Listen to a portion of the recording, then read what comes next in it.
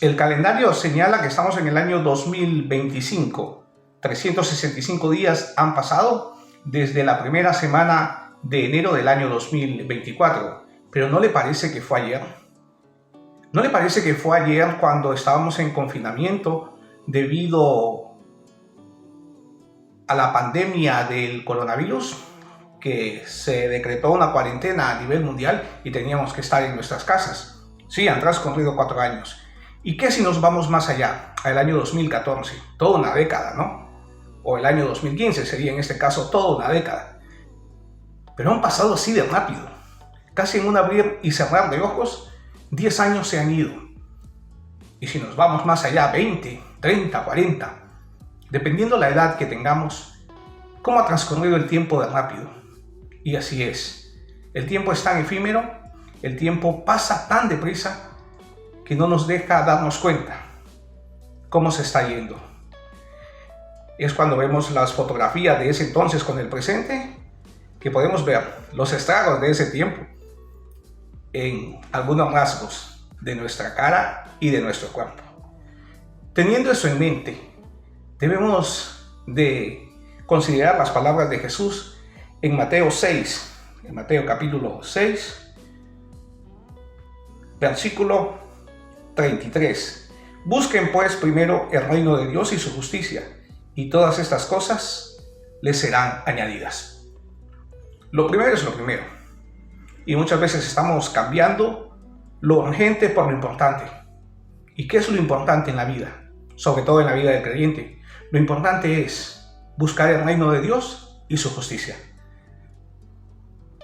Hubo un tiempo donde pensé, y un largo tiempo, donde pensé que buscar el reino de Dios y su justicia era simple y sencillamente ponerme de acuerdo con Dios en que yo era un pecador, en que estaba destituido de su gloria, en que no era un hijo de Dios y que necesitaba su amor y su perdón y que necesitaba confesarle mis pecados para que Él me perdonara y me declarara su hijo por el sacrificio de Jesucristo hecho en la cruz por mi persona y por la de todo el mundo.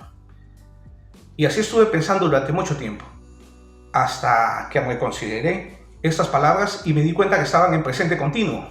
¿Esto qué significa? Significa que día tras día, desde el momento de mi conversión, ahí solamente di el primer paso, y desde el momento de mi conversión debía de buscar el reino de Dios y su justicia, donde quiera que estuviere, en el lugar donde me encontrase, ya fuese en mi trabajo, ya fuese en mi centro de estudios, ya fuese en mi hogar, viendo un partido de fútbol, en el cine, en todo momento, en todo lugar, ese mandato me dice que debo de buscar el reino de Dios y su justicia, que debo de someterme al reino de Dios.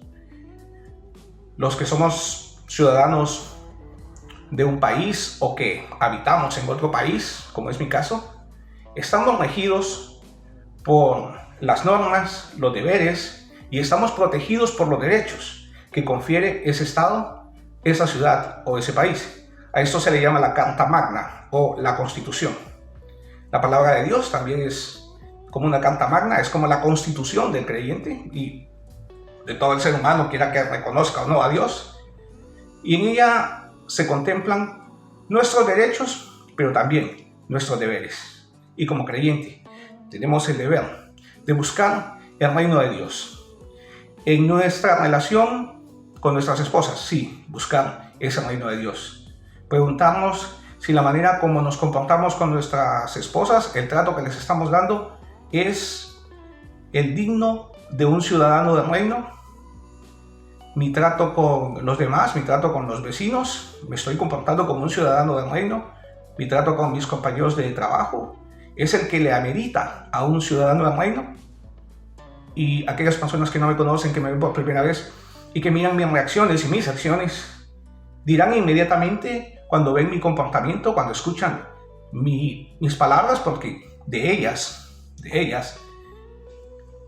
es como los demás conocen lo que hay en mi corazón y lo que hay en mi mente. Con ese comportamiento los demás dicen, este es una persona diferente. Y quizás no digan, este es un ciudadano del reino, pero sí digan, esta persona no es como los demás. Ahí es donde debemos de buscar el reino de Dios. Al tomar una decisión, preguntarnos, ¿esta decisión que voy a tomar promueve el reino de Dios? ¿Esta decisión que voy a tomar está enmarcada dentro de la justicia de Dios? Si es así, podemos entonces llevar a cabo esa decisión. De lo contrario, no estamos buscando el reino de Dios, ni estamos buscando tampoco su justicia. Ser ciudadanos del reino confiere una enorme bendición, pero también una gran responsabilidad, ya que ante los ojos de los demás, nosotros somos como los embajadores del reino. En cada país que tiene un convenio de amistad con otro país, o de un estado con otro estado, se envían embajadores mutuamente, y también algunos cónsules. Y estos embajadores actúan en nombre y representación del otro país. Es decir, voy a utilizar el caso de España, el país donde vivo, con Honduras, el país donde nací. Hay una reciprocidad de estados. Y tanto en Honduras como en España hay una embajada de Honduras, la cual está en Madrid, y en Honduras hay una embajada del gobierno y el reino de España, la cual se encuentra en Tegucigalpa, capital de Honduras. Y ambos embajadores representan a sus países. Y por el comportamiento que ellos tienen, los ciudadanos de ambos países se pueden tener una idea en Honduras de cómo son los ciudadanos de España y viceversa en España de cómo son los hondureños.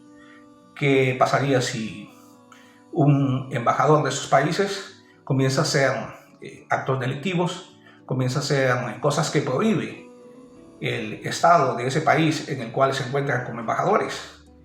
Eso dejará mal parado al Estado que lo nombró como embajador, porque dirán, seguramente así son todos en ese país. Como ciudadanos del reino, nuestra responsabilidad es dejar bien parado ese reino. Nuestra responsabilidad es que otras personas, a través de nuestro comportamiento y a través de nuestro testimonio y obviamente de nuestro mensaje, otros quieran ser ciudadanos de ese reino. Y para ello debemos de someternos entonces al rey de ese reino. Debemos de someternos a su señorío. Vean lo que dice el versículo 24. Ninguno puede servir a dos amos, porque odiará a uno y amará al otro, o favorecerá a uno y despreciará al otro. No pueden ustedes servir a Dios y a las riquezas. Contrario a lo que muchos piensan, que la Biblia condena las riquezas, que la Biblia condena el tener dinero, no está diciendo eso en este pasaje. Lo que Jesucristo está diciendo es que no nos debemos de volver esclavos de las riquezas. No debemos de proclamar a esas riquezas el Señor de nuestras vidas. Debemos de proclamar al Señor de nuestras vidas, aquellos que creemos en Jesucristo, proclamar a Jesús como el Señor de nuestras vidas. Y a la iglesia primitiva, a la iglesia del primer siglo, esto le costó la vida. Fueron casi 10 emperadores desde que se comenzó la proclamación del Evangelio hasta el año 313 después de nuestro Señor Jesucristo. 10 emperadores que se enfadaron mucho con los creyentes, que se enfadaron mucho con los cristianos. ¿Y por qué se enfadaron?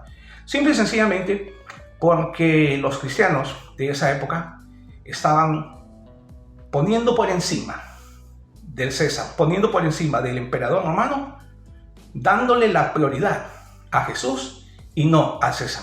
Proclamaban a Jesús el Curios, una palabra griega que significa Señor. Y esto enfadó mucho a los emperadores romanos.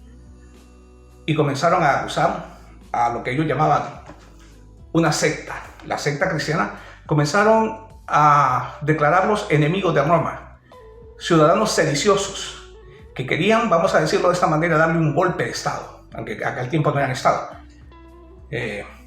No lo eran y sí lo eran, pero ese es otro tema. Que querían derrocar la forma de gobierno de Roma y querían poner a otra persona en lugar del emperador. Querían darle la prioridad a otra persona. Pero los creyentes de aquel siglo no estaban dispuestos a ceder en sus prioridades. Jesucristo era la prioridad de sus vidas y esto les costó esa vida. Esto los llevó a una muerte violenta, a una muerte horrenda. Pero con todo esto, ellos glorificaron a Dios porque habían entendido que hay que buscar primero el reino de Dios y su justicia. Y Jesús nos dice en este pasaje que acabamos de leer que por encima de todas estas cosas Dios debe estar. Dios sabe que tenemos necesidad de trabajo. Dios sabe que anhelamos en algún momento de nuestra vida, aquellos que ya lo culminamos, anhelábamos con un título universitario. Otros más jóvenes que están forjándose, que están en los recintos universitarios para llegar a obtener un título. Y en otros anhelos o metas del corazón. Y nada de esto es malo. Lo malo es hacer de eso el centro de nuestra vida. Lo malo es hacer de eso la prioridad de nuestra vida, el Señor de nuestra vida. No podemos servir a dos señores. Los creyentes debemos de poner por encima de todo a nuestro Señor Jesucristo. Y ya sea que estemos llevando a cabo esa meta, ya sea que para este año nos hayamos propuesto terminar algunas cosas que las dejamos inconclusas durante otros años, debemos de recordar que la prioridad debe de ser nuestro Señor Jesucristo, que la prioridad debe de ser poner la justicia de Dios por encima de todo aquello que hagamos. Como dije anteriormente, no tiene nada de malo que anhelemos tener riquezas, no lo tiene, es parte de la naturaleza humana. Todos nacemos con ese deseo de superación, todos nacemos con ese deseo de llegar a tener un buen trabajo, de llegar a tener unos buenos ingresos, un sueldo bien remunerado. Pero eso, repito, no debe de ser la prioridad de nuestra vida. No debe de ser el centro de nuestra vida. Versículo 31 dice: así que no estén preocupados, ni digan qué comeremos, o qué beberemos, o con qué nos vestiremos. Porque todas esas cosas busca la gente del mundo, pero su Padre que está en los cielos sabe que ustedes también tienen necesidad de todas esas cosas. Vean cómo el versículo 31 lo está conectando al versículo 24, donde dice que no debemos ser siervos o serviles de esas cosas. Porque todas estas cosas, dice la palabra, dice la Biblia, todas estas cosas las buscan aquellas personas que no han puesto su confianza en Jesucristo como el Señor y el Salvador de su vida. Nosotros debemos de ser diferentes a ellos, no solamente con decirlo, sino también con nuestra manera de vivir. Y Jesús enfatiza que nuestro Padre que está en los cielos sabe que tenemos necesidad de todas esas cosas, pero nos dice que buscando su reino, proclamando su justicia, viviendo conforme a ese reino y conforme a esa justicia, tendremos todas esas cosas.